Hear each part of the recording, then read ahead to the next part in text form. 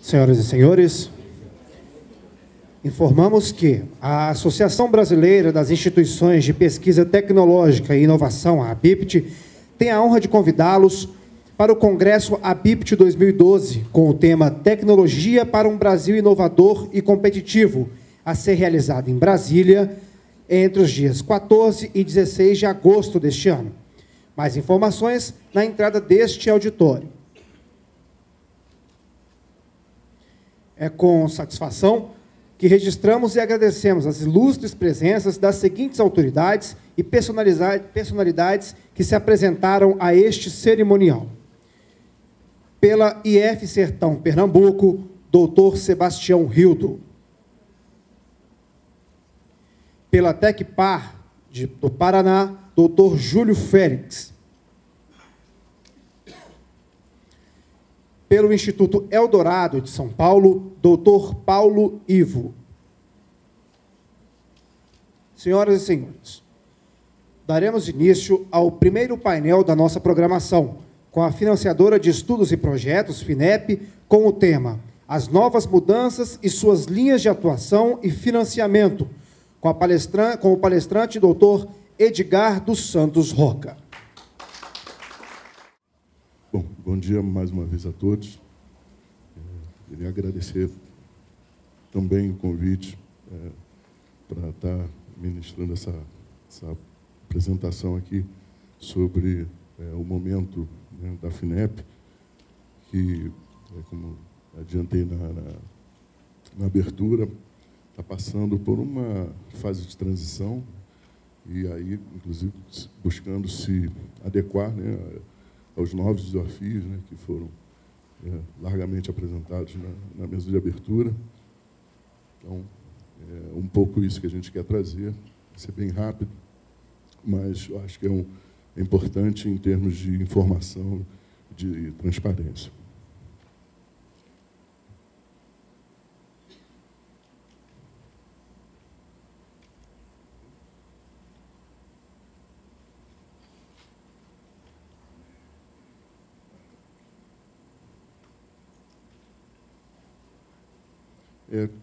Iniciar com um quadro que eu cheguei a comentar no início, como é que está a relação do investimento que o país faz em pesquisa e desenvolvimento, inovação, em relação aos outros países.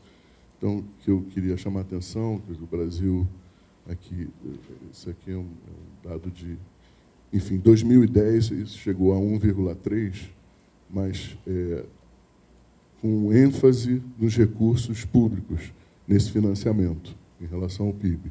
Enquanto que, nesses países aqui, a maior parte do financiamento vem do setor produtivo. Então, essa é uma realidade nossa. Quer dizer, a gente precisa alavancar recursos do setor produtivo, da indústria, para pesquisa e desenvolvimento. Se a gente pensar e tirar dessa conta a Petrobras, então aí esse percentual, então, ele realmente vai muito, muito abaixo. Acho que também não precisamos convencer ninguém, eu acho que o país já tomou essa decisão, né, colocando como a inovação como uma política pública fundamental para o desenvolvimento, trazendo com ela capacitação e formação de recursos humanos, a estrutura do complexo industrial, a estratégia de P&D nas empresas e a organização institucional e sistema financeiro para viabilizar o financiamento, né, da inovação. Isso já estava sendo colocado desde 2009 pelo Luiz Martins Mello, mas que é perfeitamente atual e é uma busca ainda, né? A gente ainda não alcançou, estamos nesse caminho, estamos buscando essa realidade. Hoje, também, a gente procura entender uma política nacional ampla, né, que precisa conversar entre si.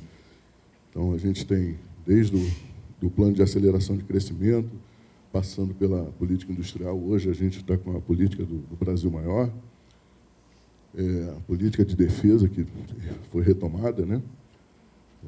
A saúde, que sempre esteve, a saúde e a educação, e, né, a gente está inaugurando aí a Estratégia Nacional de Ciência e Tecnologia. Ela vem no bojo do Plano Nacional de Ciência, Tecnologia e Inovação, para ditar mais ou menos as diretrizes para os próximos 4 anos.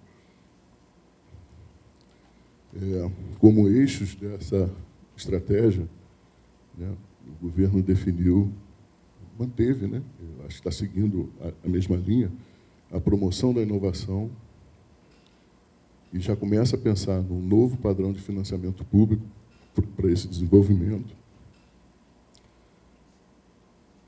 sem esquecer do fortalecimento da pesquisa e da infraestrutura tecnológica. Isso foi falado pelo próprio secretário Luiz Antônio, e buscar estabelecer indicadores para um efetivo acompanhamento e avaliação dos resultados dessa política. Como já na prática, no ano passado, a gente já iniciou uma parceria, né, um pouco mais estreita com o BNDES, inclusive a gente operou recursos significativos do banco para financiamento a projetos de desenvolvimento de empresas. Então, isso faz parte dessa articulação dentro do próprio governo. Nessa estratégia foram definidos alguns programas prioritários, com ênfase no que o representante do MIDIC colocou. A gente precisa, os países não são bons em tudo, a gente precisa estabelecer as nossas prioridades, por um lado, a questão da competência mesmo, por outro lado, a questão da estratégia de governo, áreas que são fundamentais e estratégicas. Então, a gente tem TIC, fármacos, dentro do complexo da saúde, petróleo e gás, com pré-sal, a defesa continua, a aeroespacial, do ponto de vista estratégico, a área nuclear também. Aí a gente tem, transversalmente, a nanotecnologia e a biotecnologia, passando por tudo isso, a questão das energias renováveis e o desenvolvimento social. Esses são os programas priorizados dentro da Estratégia Nacional de Ciência, Tecnologia e Inovação. Quer dizer, para dar conta, então, dessa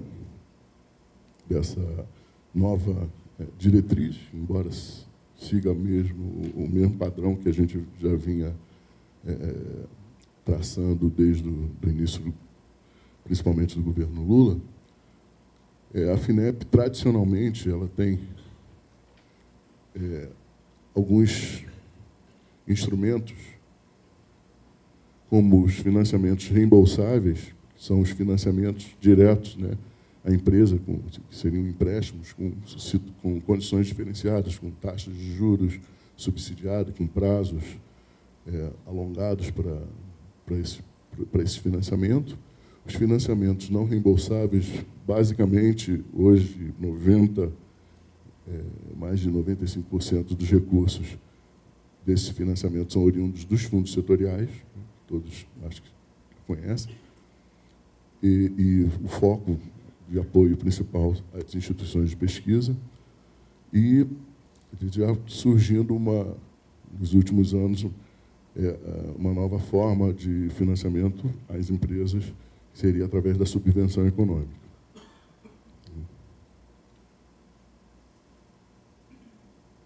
Só que a nossa expectativa hoje, isso de certa forma, era uma atuação tradicional da FINEP. E a nossa expectativa hoje, que a gente está buscando, inclusive, na Câmara, a mudança do marco legal, é a gente conseguir integrar esses instrumentos. Que hoje eles quase que não se conversam entre si, em função, inclusive, dos times envolvidos em cada um deles. Mas eu vou, mais a seguir, vou detalhar um pouquinho mais. Vocês vão ver que o arcabouço de instrumentos é bem amplo e diversificado e com possibilidades de integração assim claras, só que ainda não possíveis do ponto de vista legal.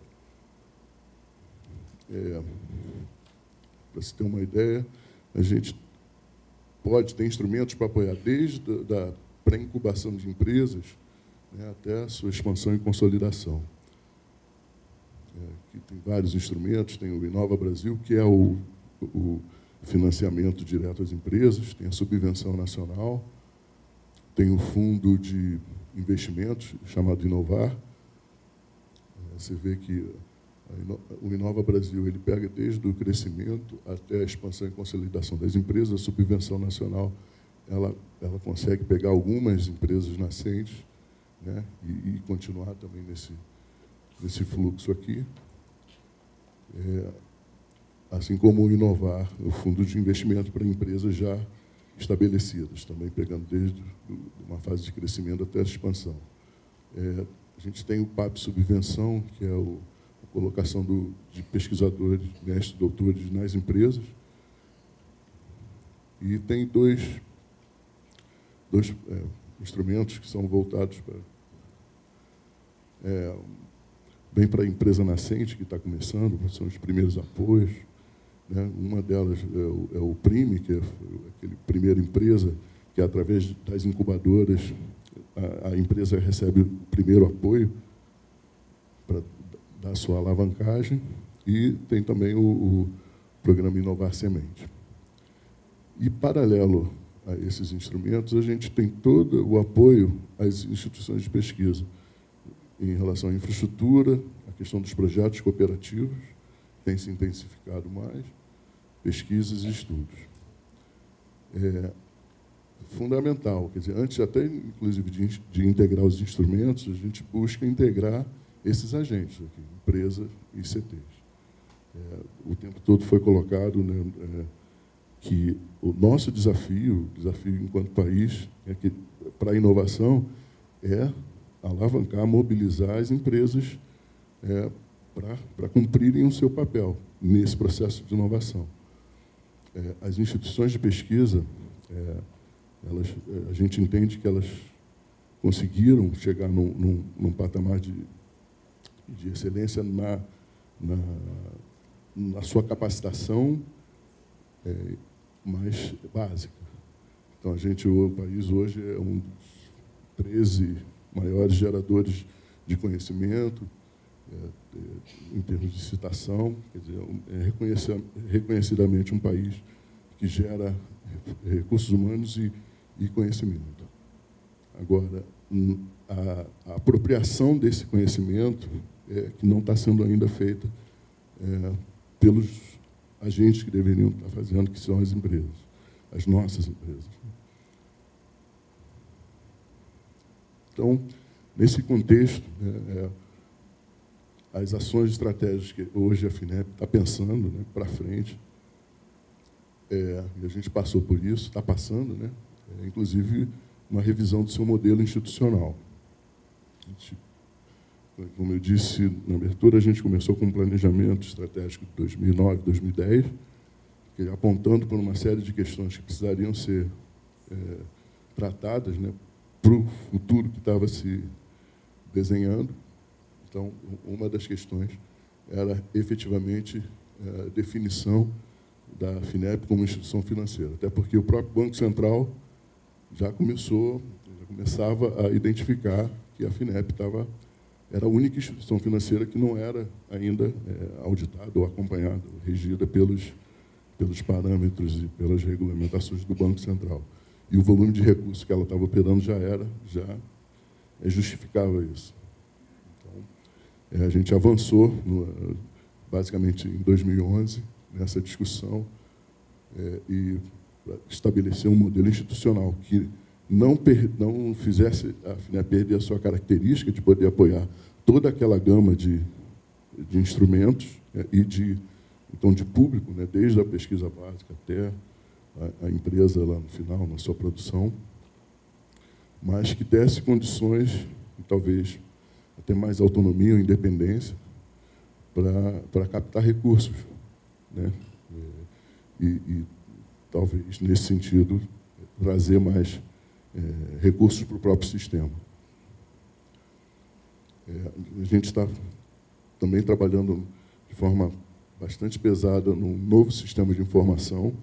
Esse é um problema, acho que quem se relaciona com a FINEP, acho que sabe um pouco disso. Quer dizer, nós temos dificuldades em termos de informação, muitas vezes. Então, esse sistema é fundamental, inclusive, para melhorar a relação nossa com as instituições, do ponto de vista de troca de informações, inclusive de mais transparência. Nós instalamos uma ouvidoria hoje, estamos prestes a implantar um plano de gestão de pessoas. Estamos com um projeto piloto chamado um portal do cliente, né, que algumas instituições já estão experimentando, que é uma relação mais online com a FINEP, de todos aqueles processos básicos que a gente tramita, opera. Está sendo criado um comitê de enquadramento e priorização, que vai começar no início do processo, lá no início de todo o processo da FINEP. A gente vai estabelecer esse comitê para evitar que o processo, quando chegue lá no final, a gente tenha que dar algum tipo de notícia negativa, mas por uma questão que já poderia ter sido vista desde o início.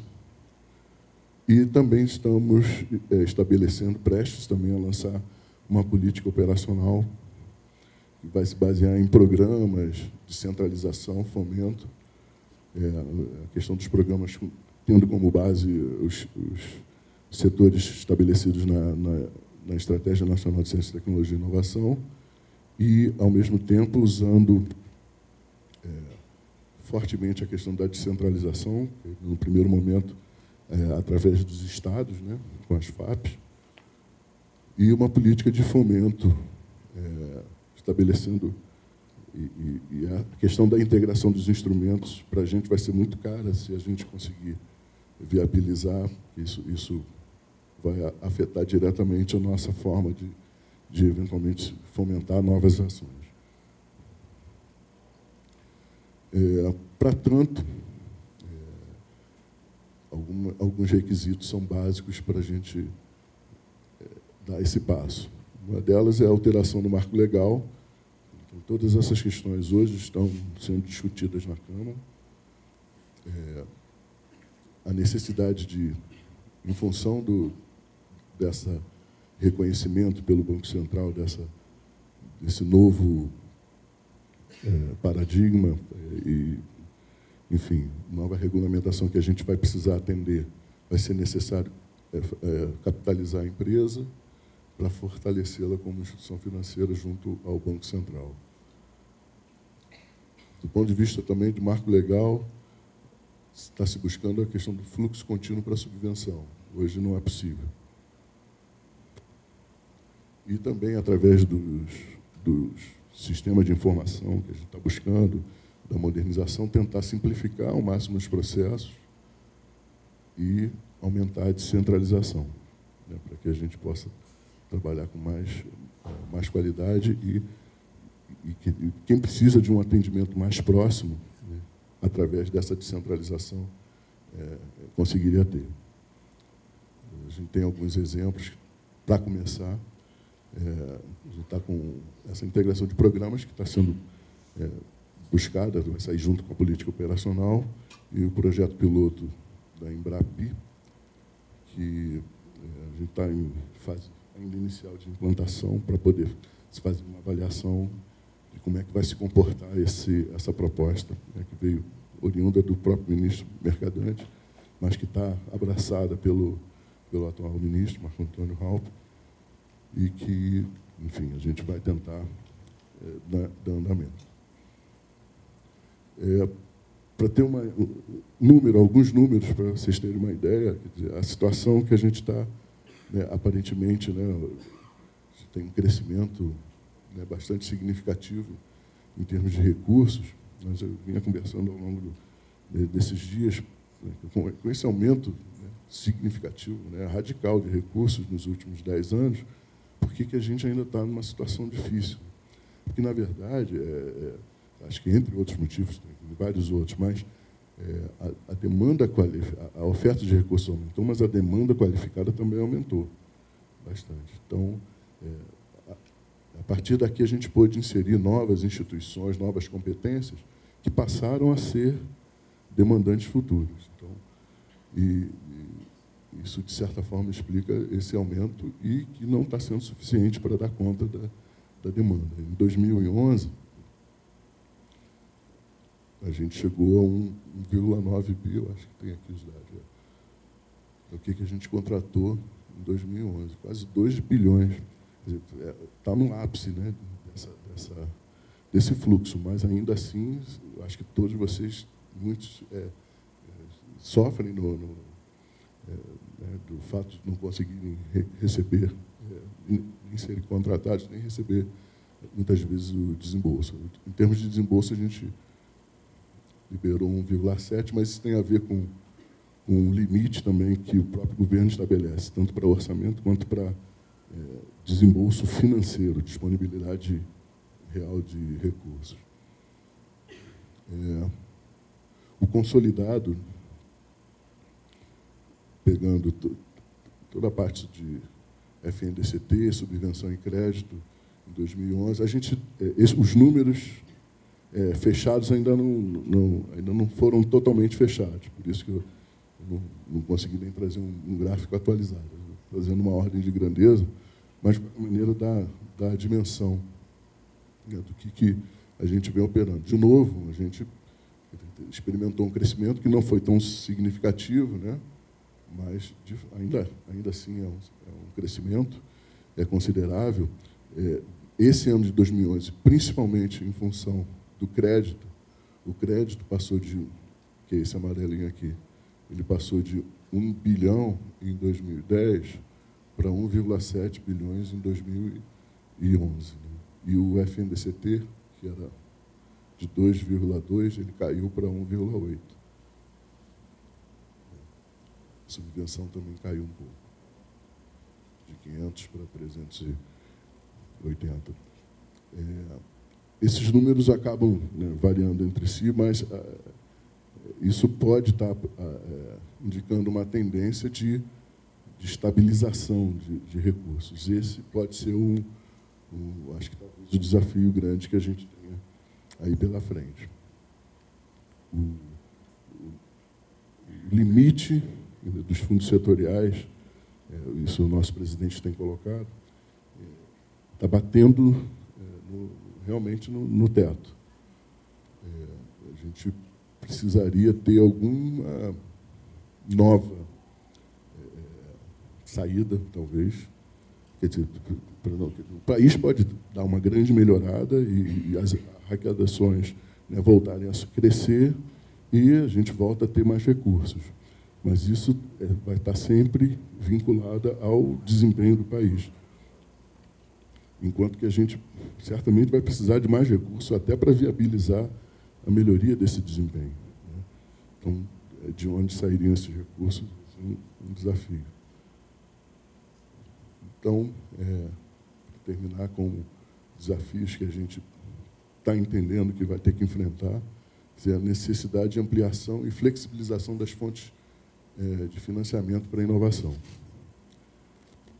Estabelecer novas formas de captação e arrecadação de recursos.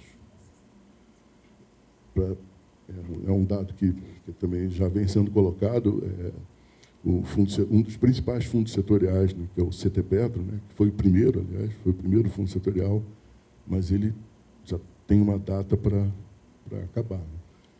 E ele tem um impacto significativo nesse conjunto de fontes, né, de recursos. Claro que ele vai acabar, mas vai ser criado um outro, que é o Fundo Social, né, em função do pré-sal, inclusive com tamanho provavelmente bem maior, só que sem a vinculação que o CTPetro tinha com o FNDCT. Esse Fundo Social do pré-sal, ele não guarda essa vinculação, ela vai ter que ser buscada, vai ter que ser disputada, de certa forma. Então, de certa forma, a gente vai precisar de ajuda de muitas instituições aí nessa discussão. A questão da integração dos instrumentos, que eu já coloquei antes, e ajuste no marco legal vigente. Então, são desafios que não são muito simples, mas são aqueles que a FINEP hoje está enxergando para conseguir sair um pouco do círculo que está colocado hoje em termos do financiamento, que é o seu papel fundamental da FINEP, é o financiamento da ciência, tecnologia e inovação. Então, esses são os desafios para que ela consiga, de novo, ampliar e sair daquele... Quer dizer, o crescimento talvez continue, mas ele vai ser um crescimento vegetativo. Acho que o país, a FINEP, acho que o país precisa de mais recursos para que ele dê o salto efetivo. Acho que basicamente é isso. Queria agradecer pela atenção de todos. Doutor Edgar, Paulo Ivo, sou vice-presidente da região sudeste da BIPT e Instituto Eldorado. Semana passada, nós tivemos uma reunião em São Paulo que reuniu 22 institutos privados, CERT, CESA, CITES, entre outros. Esses 20 institutos privados reúnem 25 mil pesquisadores e fizeram projetos da ordem de 600 milhões de reais. E a grande reclamação, que a gente, inclusive, está pedindo uma audiência com o ministro e a BIPT para levar um dos pontos, seria que você apresentou aí fortalecimento da pesquisa e infraestrutura científica, instrumentos FINEP, integração empresa e CT. Todos os editais que saem estão focados, até do infraestrutura, só para a área pública. Existe alguma razão para isso? Existe um plano da FINEP incluir as instituições privadas com fins não econômicos nesses editais? Porque antigamente nós tínhamos a participação, até uns 4 anos atrás. Hoje não. Então, toda a infraestrutura que os institutos privados conseguem construir, ela está realmente necessitando de um upgrade. Tá? E não existe. A única maneira de se fazer um upgrade, antigamente, era com esses fundos. Quer dizer, você tinha que propor e ainda ganhar, ser escolhido. Isso é um detalhe. Tá? Mas hoje não dá nem para propor. A Estratégia Nacional de Ciência e Tecnologia, isso está explícito. Fortalecimento. Enfim, está lá. O terceiro ponto, fortalecimento da pesquisa e da infraestrutura científica e tecnológica e a formação de recursos humanos. Isso foi reforçado pelo próprio secretário Luiz Antônio Elias. Eu não tenho dúvida. Não, o instrumento que está sendo usado hoje, que é o CT Infra, o ProInfra, na verdade, é a origem do recurso que impede que no ProInfra isso seja feito.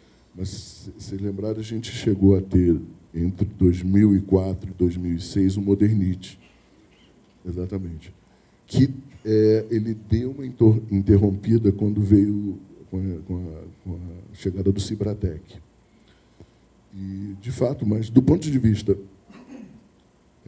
de entendimento que esse é o caminho, ele continua. O que aconteceu em paralelo? Foi a questão dos recursos. Os recursos começaram... A demanda qualificada começou a ser muito grande, e os recursos que eram abundantes começaram a ficar escassos, e aí, já no âmbito do próprio Ministério, as ações começaram a ter que ser priorizadas. Então, é uma reivindicação importante, a gente precisa... Isso está previsto, né, sem dúvida. A questão dos institutos privados também, da nossa parte, sempre teve essa sensibilidade, inclusive o Modernite veio para isso. Se buscou também a possibilidade de trazer uma parte do ProInfra, né, só para os institutos. Quer dizer, podia ser até para os institutos públicos, mas para mudar um pouco a característica da avaliação, porque o ProInfra é muito voltado para as universidades, né? Então, até mesmo competindo, você já sabe, mesmo instituição pública, instituto público, competindo no ProInfra, você já saía com menos chance. Então, isso tudo está mapeado, está registrado, está explicitado. É uma questão de que hoje, infelizmente, os recursos não estão sendo suficientes para atender a demanda que está surgindo. Embora vocês tenham visto que ele continua crescendo. Esse é o problema. Essa é uma questão. A questão da integração dos instrumentos, como eu coloquei, vai depender muito da mudança do marco legal. Porque hoje, por exemplo, como a gente vem dizendo, do ponto de vista do governo, percentualmente em relação ao PIB, a gente não está muito diferente dos outros países, inclusive desenvolvidos. Mas o que os outros países têm que a gente ainda não tem é o aporte de recursos do setor privado, que é um outro financiador importante do sistema. O que poderia se esperar é que recursos, mesmo vindo pela subvenção, mesmo financiamento, as empresas poderiam, elas, com esses recursos, viabilizarem, contratarem as instituições.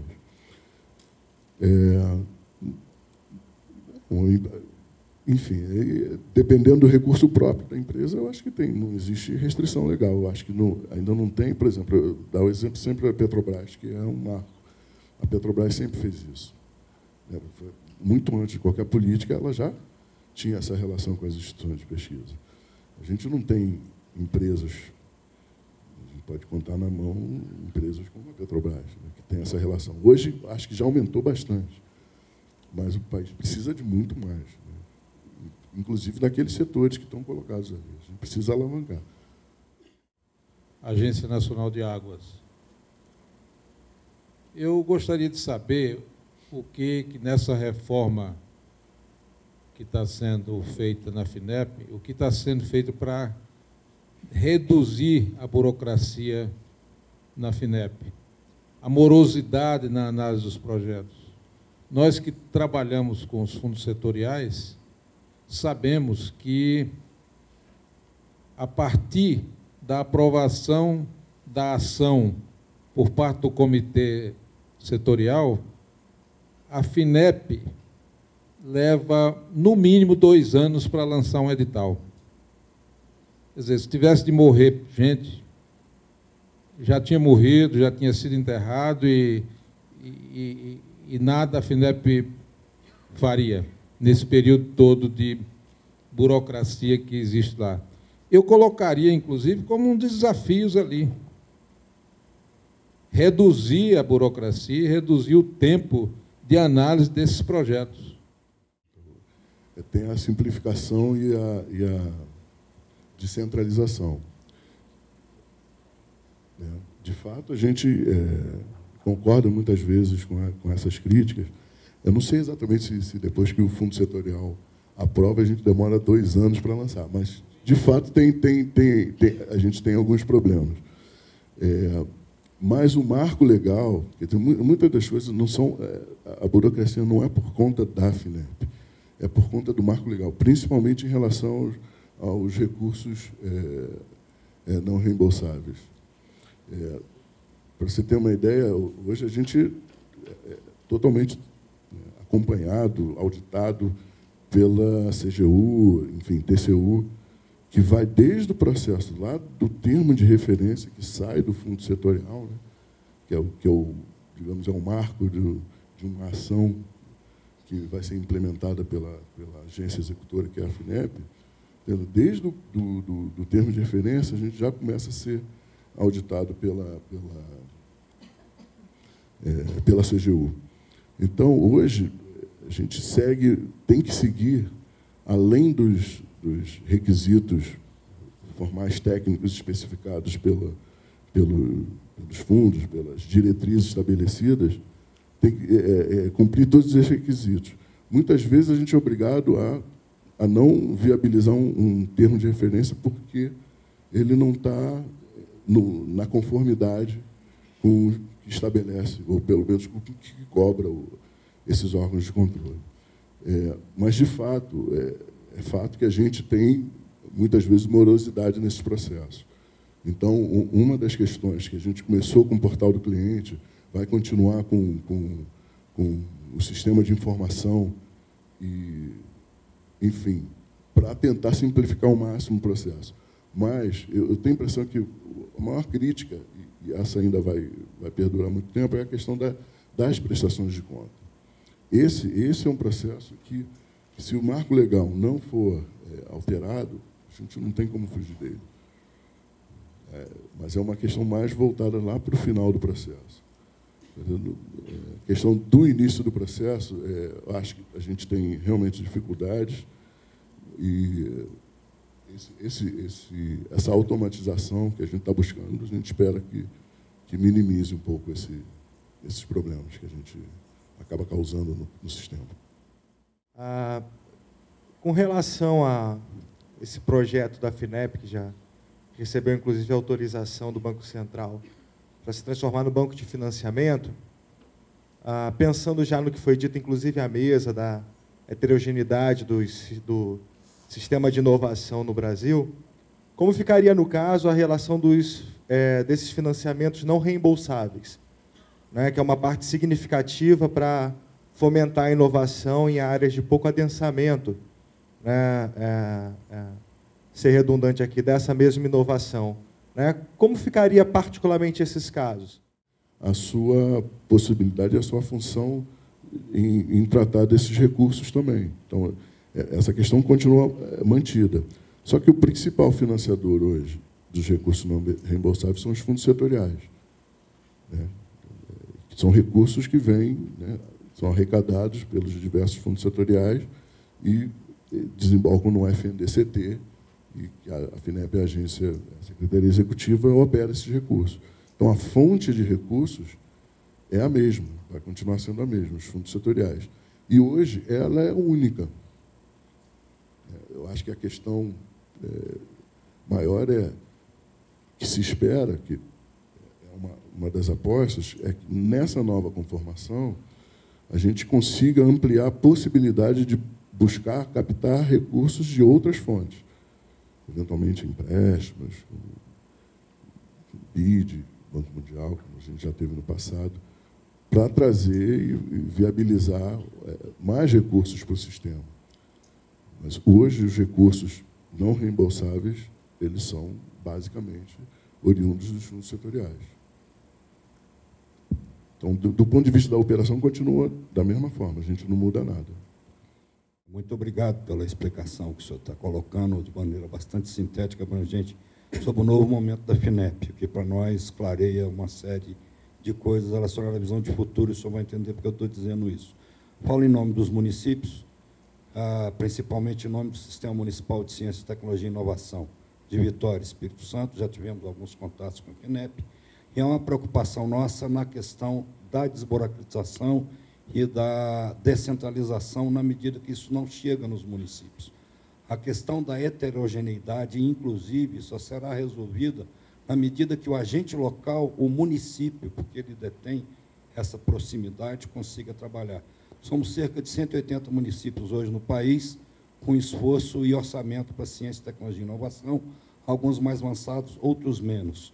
Como que fica esse programa de descentralização e desburocratização na atenção ao município, na medida em que as FAPs detêm a mediação e normalmente não praticam essa capilaridade, na medida que nas regiões, principalmente, há abre aspas, sequestro dos recursos, pelo status quo, que normalmente são as instituições públicas federais, etc.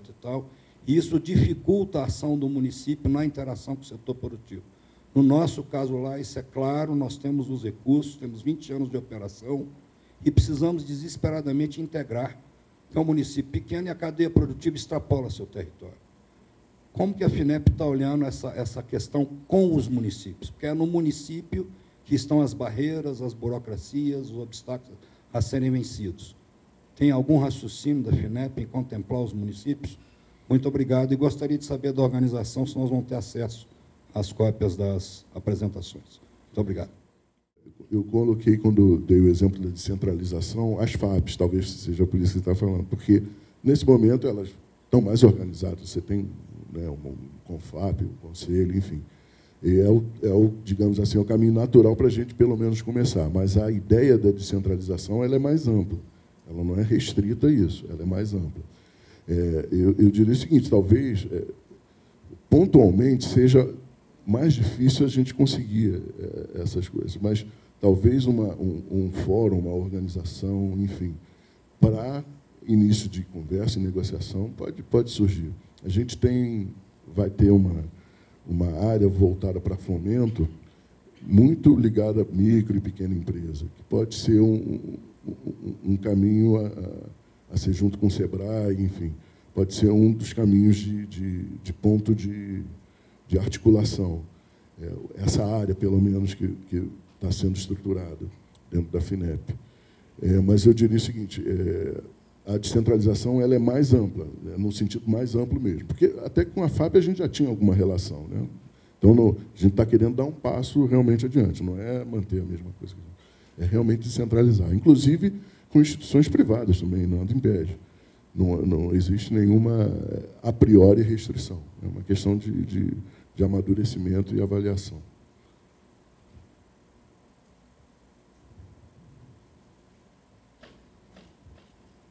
Luiz Azevedo, eu sou da Fundação de Tecnologia do Estado do Acre. Mas a pergunta, acho que era um pouco nesse sentido também que o companheiro fez, sobre explicar um pouco a questão da descentralização. Porque a gente sabe que ainda existe, acho que um desafio não é nem da FINEP, mas da Política Nacional de Ciência e Tecnologia, é diminuir essa desigualdade regional que existe entre as regiões, a região norte, né, tanto em recursos, né, financeiros, como também investimento para fixação de doutores, enfim, tudo. Então, eu queria entender também um pouco, acho que você já explicou um pouquinho, mas acho que precisa aprofundar bastante qual seria esse caminho dessa descentralização, se isso realmente pode acontecer ou via Fundação de Amparo à Pesquisa, ou, como você está colocando, o SEBRAE ou outras instituições. Até tinha o Cibratec, tinha um esforço de fazer isso também, reunia as instituições locais, mas parece que também está sendo substituído pela Embrapa. Então, ficou esse vácuo aí. E tem estados que não... Por exemplo, lá no Acre, a gente não está operando com o Cibratec. Era isso. Obrigado. Eu acho que, ratificando, né, a intenção, né, em termos de política mesmo, se pensar em governo e ministério, uma das ações importantes que o Ministério vem fazendo é a questão da rede da RNP, né, tentando centralizar e chegar nesses pontos, já dá aquela primeira infraestrutura básica para que novas ações ou a melhoria de ações para essas regiões, né, a gente consiga intensificar. Mas, de novo, a questão, quando a gente coloca descentralização aqui, é realmente no sentido mais amplo, não nos programas ou ações que a gente já tinha no passado. É tentar ousar realmente um pouco mais. É buscar chegar nesses locais, mas de forma organizada, porque, na verdade, a descentralização seria a gente está transferindo o papel que seria da FINEP, né, do órgão financiador, do órgão de fomento, para instituições locais. Então, isso, claro, requer, né, todo um cuidado, uma tratativa, mas a intenção existe. Ela está bem colocada como uma das diretrizes da FINEP. Essa é da FINEP mesmo. Ao longo do tempo, temos acompanhado essa questão da gestão e não posso nem falar da falta de apoio da FINEP, porque está ali a logomarca clara, no próprio banner do seminário, e, ao longo, desde 2004, a FINEP tem contribuído com a ABIPT na questão do programa de excelência, que é todo focado na questão da gestão. Mas, olhando agora a questão mais íntima dos institutos, o nosso Modernite, quando se fala nele, não fala mais nem em ressuscitação, já fala em reencarnação, quer dizer, nova forma, nova roupagem, né, um novo corpo. Ele, a princípio, teria... O lado que a gente ouve falar é sempre a questão do aparelhamento dos institutos, a questão que você colocou lá na outra transparência, né? A questão da infraestrutura laboratorial, alguma coisa assim. Mas, a parte de gestão, efetivamente, eu tenho lido, ultimamente, os programas, tenho lido daquilo que sai. Não sei se é falta de entendimento meu, falta de visão de minha parte, mas eu não tenho enxergado em nada a questão da gestão, que era algo até que aparecia antes, né? Eu fico imaginando como se pretende trabalhar infraestrutura sem gestão, como é que se pretende trabalhar a questão dos recursos em vários campos, como se pretende trabalhar a inovação sem gestão, porque, ao meu modo de ver, sem o fundamento da gestão, que eu acho que é o principal desafio e crise que o nosso país ainda vive, ainda é de gestão, Como é que se vai, na verdade, levar a bom termo tudo isso? Essa é a minha questão a você. Você vai lembrar, na verdade, foi em 2006 que a gente lançou aquele Modernity voltado para a gestão, porque a gente ninguém inventou, isso foi fruto de uma avaliação que foi feita no ano anterior, dos institutos, os próprios institutos participaram dessa avaliação e trouxeram os principais gargalos, né, que eles enfrentavam, e ficou claro que a gestão era o principal, que reunia uma série de questões que você podia resumir em gestão, e foi por conta disso que a gente lançou. E, se se lembrar, o foco desse apoio era que eles integrassem esse programa de excelência da ABIPT, que era quase que um compromisso que a gente exigia de quem a gente estava apoiando, que ou melhorasse quem já era do programa de excelência, ou quem não era, que ingressasse, e com patamares mínimos. Então, a gente já entendia a fundamental importância da gestão. Que a gente vai poder tentar continuar fazendo esse apoio, mas quem vai tratar disso, efetivamente, é o próprio Instituto, através da BIPT. A gente meio que elegeu esse programa como o norteador principalmente para os institutos encontrarem o seu caminho em relação à gestão. De fato, a gente vai poder continuar dando o apoio específico, né, para que se capacitem, se estruturem. Mas é o Modernity que ainda está, realmente, como você falou, está meio adormecido, mas ele não está morto, ele tem uma ação colocada, justificada, defendida, apenas não foi priorizada ainda. E é uma questão também de se buscar, né, politicamente, os apoios devidos. Com essa nova política operacional, né, de informação, o que muda nos TRs das encomendas para os institutos de pesquisa do MCT? Eu acho que tem uma mudança, na verdade, que os institutos do MCT, me parece que agora eles têm um capítulo específico dentro do PPA, não é isso? Eles estão especificamente lançados no PPA. O apoio que a FINEP dá, a FINEP não dá um apoio institucional, ela dá um apoio em função de algum projeto, né? E aí, claro, que você vai fortalecer a instituição de várias formas, mas ele precisa ter um projeto, né, com um objetivo bem definido. Então, nesse sentido, se continuar esse apoio via FINEP para projetos, se mantém a mesma coisa, não tem nenhuma alteração. Não. Bom, senhoras e senhores, dando continuidade, iniciamos agora o segundo painel com a Associação Brasileira das Instituições de Pesquisa Tecnológica e Inovação, a ABIPT, com a apresentação do Programa da Excelência na Gestão e os resultados do ciclo de 2011. Tenho a honra de convidar a senhora palestrante, senhora Bibiana Marcondes de Moura.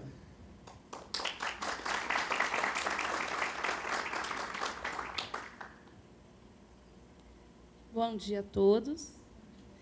Em resposta à solicitação que foi feita em relação às palestras, as palestras elas vão estar disponíveis a partir de segunda-feira, dia 19, no portal Excelência na Gestão.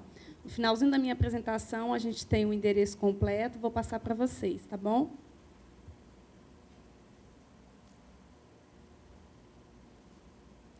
Bem, hoje a gente vai falar um pouquinho sobre o programa Excelência e apresentar para vocês os resultados do ciclo do ano passado, o ciclo de 2011. Gostaria de agradecer a presença de todos, inclusive de alguns examinadores que estão aqui presentes, que fizeram parte do ciclo. Eu sei o quanto é difícil vocês deixarem os estados, deixarem as residências e os afazeres e vir prestigiar aqui o nosso evento.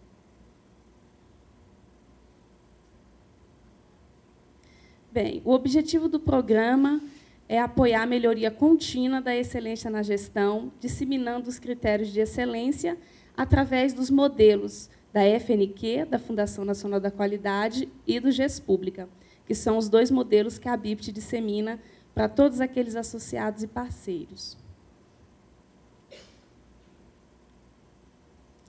Os objetivos específicos do programa são formar multiplicadores, disseminadores, promotores e examinadores do modelo de excelência, conhecido como MEG, estimular e implementar as boas práticas de gestão, que vão ser apresentadas ao longo desses 2 dias, que são as melhores práticas que são escolhidas dentro da avaliação do programa das instituições participantes que entregaram um relatório de gestão. Revalidar e consolidar, atualizando as EPDIs, os indicadores de desempenho. Dentro do nosso cronograma, a gente também possui um workshop destinado a essa discussão, que vai ser realizado aqui em Brasília, e mais no final da apresentação eu vou passar para vocês. Dentro do programa Excelência na Gestão, a BIPT possui 3 sistemas de informação, 3 softwares. O primeiro é o SAGE, que é o Sistema de Avaliação de Gestão. Ele é um software disseminado para as equipes de examinadores. Nesse software, eles colocam todas as informações levantadas, tanto na análise do relatório de gestão, quanto na avaliação em si da visita em loco da instituição que fez a entrega do relatório de gestão. O SGID, que é um banco de indicadores de desempenho, lá fica contido todos os indicadores que são discutidos no workshop anualmente, e, ano passado, nós tivemos uma alteração dentro desse banco de dados, que será o preenchimento por segmento. O banco de dados hoje possui 4 segmentos, de instituições públicas, municipais e federais, privadas e as Embrapas. E o OTG é o Observatório de Tecnologia de Gestão, onde já está disponibilizado para todos vocês todas essas boas práticas que estão sendo apresentadas hoje e amanhã. E outras também que foram identificadas, que, devido ao tempo, não tem como apresentar todas que são levantadas dentro de cada instituição, mas estão lá dentro do sistema. É um sistema de busca livre, vocês podem se orientar, verificar como que foi construído essa boa prática, qual é a boa prática destacada, em qual critério e demais informações. Dentro das atividades do programa Excelência, o que abre mesmo o programa, além de ser o seminário, é a assinatura e o envio do termo de adesão das entidades de pesquisa, desenvolvimento e inovação. É através desse termo de adesão onde a gente vai identificar aquelas pessoas que foram escolhidas para a gente entrar em contato, para a gente estar fazendo as chamadas das capacitações em decorrer do ciclo. Eu vou até dar um aviso que a gente tinha fechado os termos de adesão até o dia 29 de fevereiro. Mas eu recebi algumas ligações de algumas instituições que ainda têm interesse de aderir. Então, a gente vai estar recebendo, até o final da próxima semana, esse termo de adesão. Esse termo de adesão ele também está disponível no site. Qualquer dúvida, qualquer informação, vocês podem estar ligando para a gente ou passando um e-mail. Dentro do programa da Excelência, a gente tem diversas capacitações. A primeira que vai ser realizada é os Critérios de Excelência 2012 e elaboração do relatório de gestão.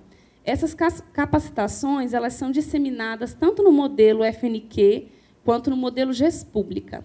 O modelo GES-Pública não teve nenhuma alteração do ano passado para esse. Já nas cartilhas de critérios de excelência da FNQ, houve, sim, alterações, e as alterações elas vão estar sendo passadas dentro das capacitações regionais. O outro encontro que nós temos é a capacitação de gestores, que é feito de forma nacional, que vai ser realizada aqui em Brasília. Formação de examinadores iniciantes, formação de examinadores líderes, o plano de melhoria da gestão e o Balance Scorecard.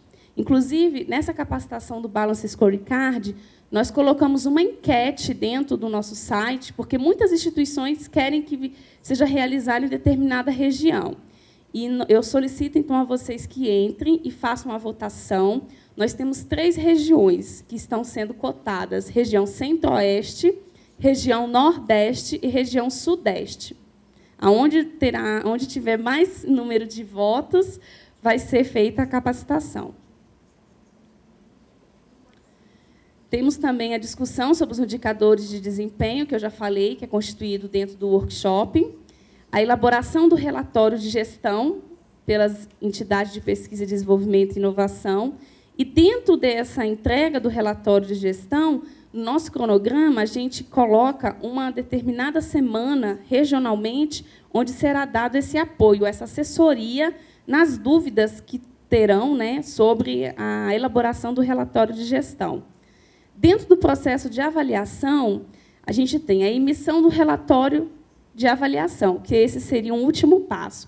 Mas, para poder constituir esse relatório de avaliação, a gente tem a organização das bancas examinadores, a avaliação individual e de consenso, o planejamento e a realização das visitas em loco, né, e a análise do relatório de avaliação final. Temos também a elaboração do plano de melhoria de gestão, que também, da mesma forma que é disseminado uma semana para apoio do relatório de gestão, a gente também disponibiliza uma semana em cada região em relação à assessoria para o apoio do PMG, do Plano de Melhoria. A avaliação do Programa da Excelência na Gestão, essa avaliação é respondida pelas instituições que fazem a entrega do relatório de gestão, e eu vou mostrar mais no final o índice dessas informações, quantitativamente, né?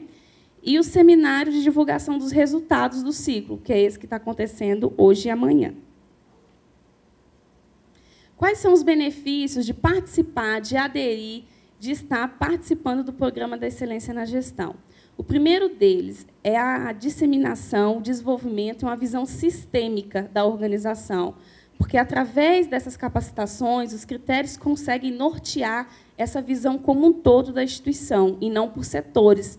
Muitas das vezes, é esse lugar que a gente conhece, a gente só trabalha em determinado setor, só ele que a gente tem aquela visão.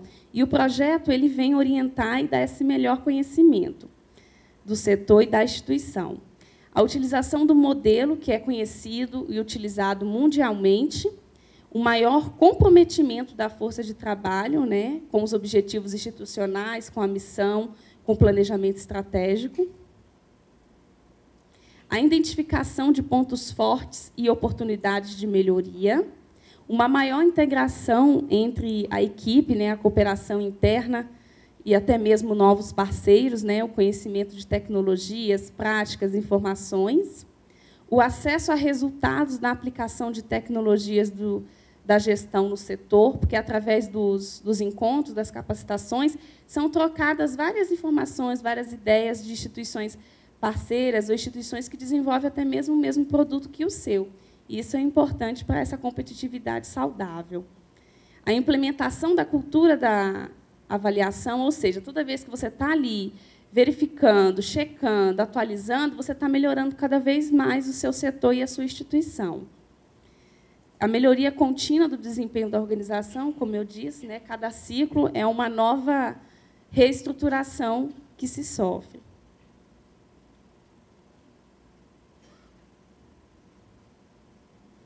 Isso também prepara essas instituições para estar participando de outros processos de avaliação e de premiação. Como a gente tem aí a FINEP, que, em determinado período, ela abre aí algumas premiações na questão de destaques, né, na ciência e tecnologia, os prêmios nacionais estaduais, que a FNQ também dissemina e premia, e até mesmo o PNQ, que é o Prêmio Nacional da Qualidade, que é feito no Brasil inteiro. Inclusive, nós vamos ter um palestrante aqui mais tarde, né, no período da tarde, que foi o ganhador do PNQ 2011. Uma formação de equipes de alto desempenho e uma maior integração entre todas as entidades de pesquisa, desenvolvimento e inovação. Quais são as características do programa?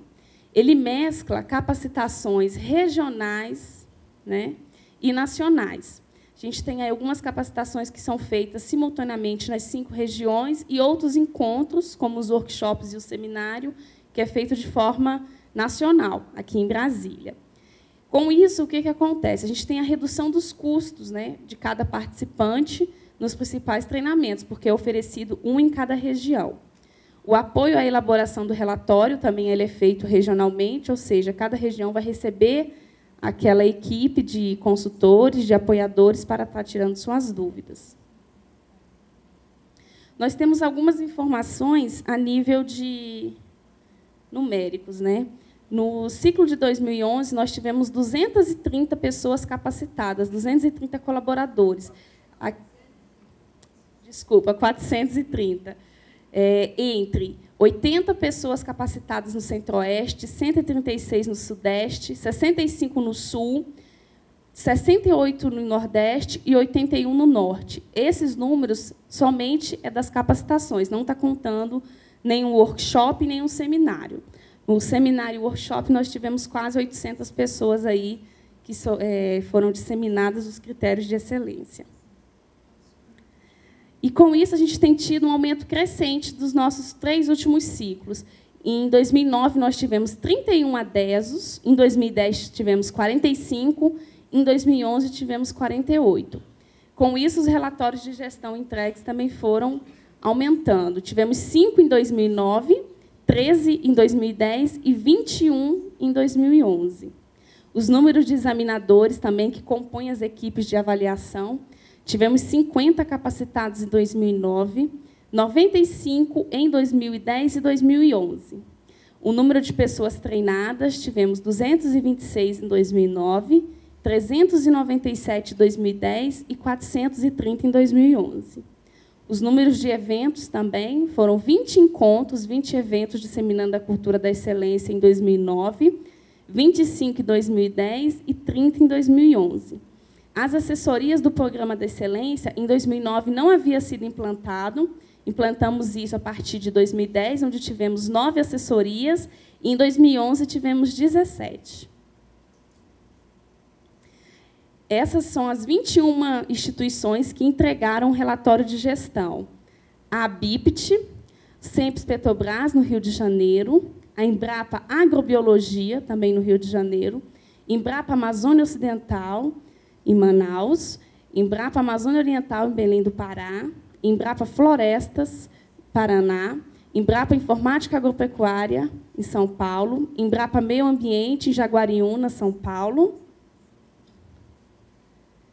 Embrapa Meio Norte, Piauí, Embrapa Milho e Sorgo, em Sete Lagoas, Minas Gerais, Embrapa Pantanal, Mato Grosso do Sul, Embrapa Soja, Paraná, Embrapa Tabuleiros Costeiros, em Aracaju, Sergipe, FUCAP, em Manaus, Instituto Recôncavo de Tecnologia, em Salvador, Bahia, e o INT, no Rio de Janeiro, ITPS, em Recife, Pernambuco, ITEP, em Recife, Pernambuco, ITPS, em Aracaju, Sergipe, Museu Paraense Emílio Gold, em Belém do Pará, Secretaria Municipal de Ciência, Tecnologia e Inovação de Anápolis, Goiás, a SECT Amazonas. E aqui nós temos todas as instituições que participaram das capacitações, entregando relatório, participando dos workshops e todas as disseminações do programa. Nós tivemos mais de 56 instituições que estarão também disponíveis no site, já estão. Temos aí a ABIPT, a ANP, Associação Tecnológica de São José dos Campos, CDT-UNB, CDTN, Sempre Petrobras, CTI, CTPIM, Embrapa Acre, Embrapa Agrobiologia, Embrapa Agroenergia, Embrapa Amazônia Ocidental, Embrapa Amazônia Oriental, Embrapa Caprinos e Ovinos, Embrapa Recursos Genéticos e Biotecnologia, Embrapa Florestas, Embrapa Informática Agropecuária, Embrapa Meio Ambiente, Embrapa Meio Norte, Embrapa Milho e Sorgo, Embrapa Pantanal, Embrapa Sede, Embrapa Soja, Embrapa Tabuleiros Costeiros, FACEP, FAPEAL, FAPEAM, IEL, Lactec, FUCAP, Parque Tecnológico da Paraíba, PTI, GEV, Eldorado, IF Sertão, IRT, INT, IPA, ITAL, ITEP, ITPS, Museu Paraense Emílio Gold, SECT Anápolis, SECT Amazonas, Senai Santa Catarina, CEPLAN, SUFRAMA, TECPA. Aqui nós temos alguns índices, 3 gráficos e 3 índices, das fichas de avaliações que foram preenchidas dentro do relatório e da avaliação do programa. Tivemos entre muito bom e bom 38%, né, e 35%. 52% e 38%, formalizando em 90% entre bom e ótimo, desculpe. As notas de avaliação do programa, entre 9 e 8 e 7, 9 tivemos 33%, 8 tivemos 33% e 7 tivemos 29%, totalizando aí 95%. E 5% deram a nota no valor 5. E também temos esse último gráfico, que é a utilização dos resultados dentro da sua instituição. 57% formalizou que é bom e utiliza as informações do relatório de gestão dentro da sua instituição. Ficamos com 19% em ótimo, 10% em regular e 14% em pouco. Agora, a gente tem aqui o cronograma, já com as datas definidas de todas as capacitações e todas as atividades do programa para o ciclo de 2012. Como eu tinha dito, né, até o dia 19 de fevereiro, nós recebemos o termo de adesão. Hoje e amanhã estará acontecendo o seminário, né, das divulgações do ciclo de 2011 e a abertura oficial de 2012. As primeiras capacitações na região Centro-Oeste, Sudeste e Nordeste vai estar acontecendo dia 27 e 28, em relação aos critérios de excelência 2012, na cidade de Brasília, no Sudeste, no Rio de Janeiro, e no Nordeste, em Aracaju. Nos dias 10 e 11 de abril, estará acontecendo na região Norte e Sul. Norte vai ser em Manaus e Sul em Curitiba.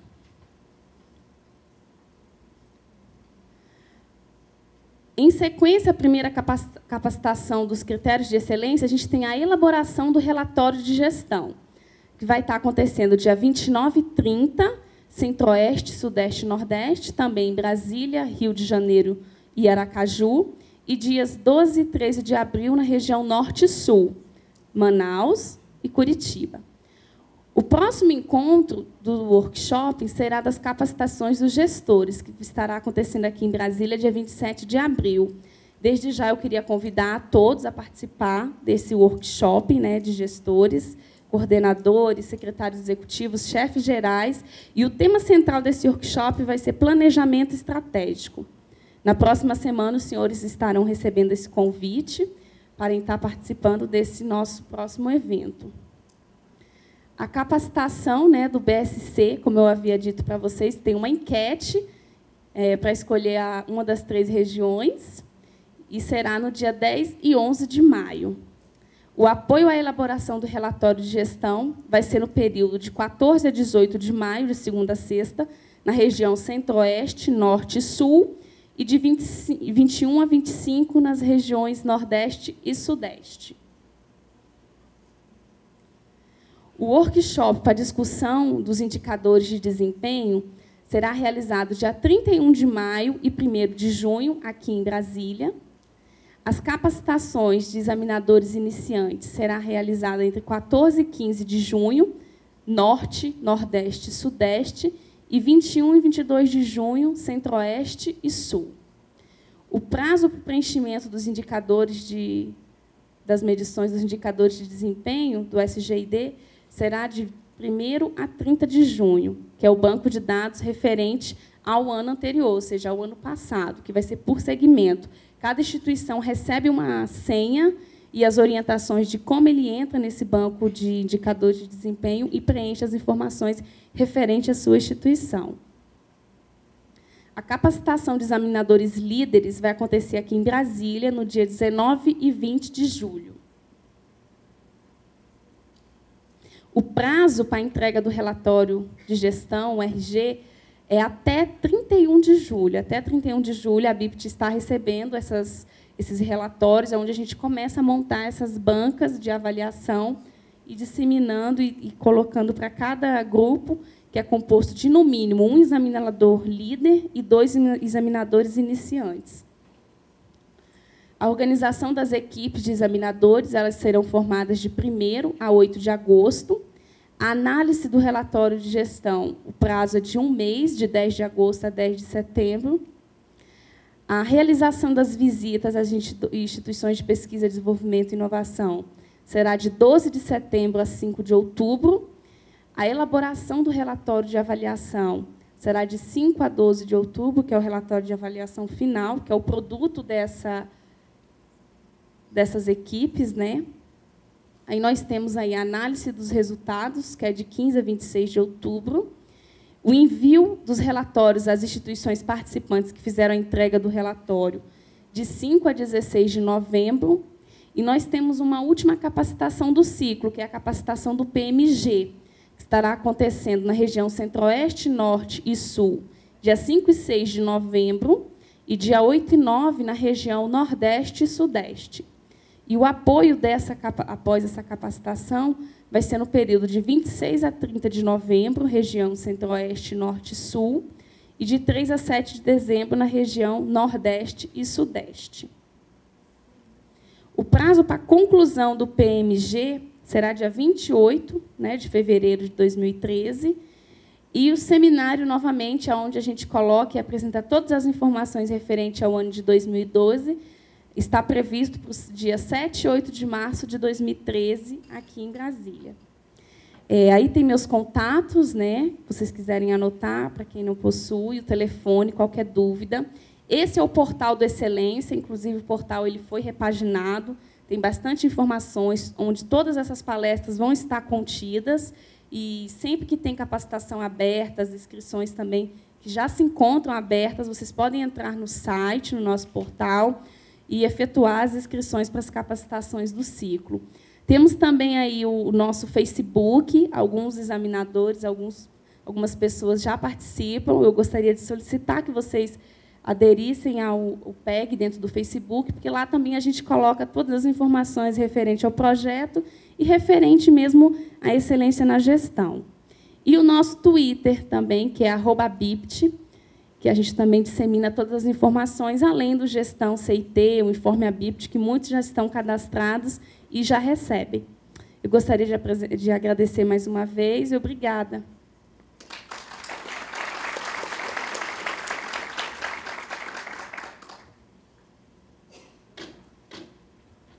Alguém tem alguma pergunta? Alguma dúvida? Um breve aviso.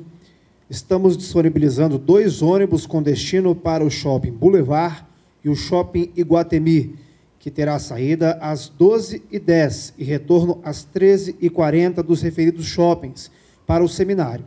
Ambos possuem várias opções de restaurantes. Por gentileza, queiram observar a identificação de cada ônibus com o seu destino no painel dianteiro do mesmo. Senhoras e senhores, faremos um intervalo a partir de agora para o almoço e retomaremos pontualmente às 14 horas. Muito obrigado.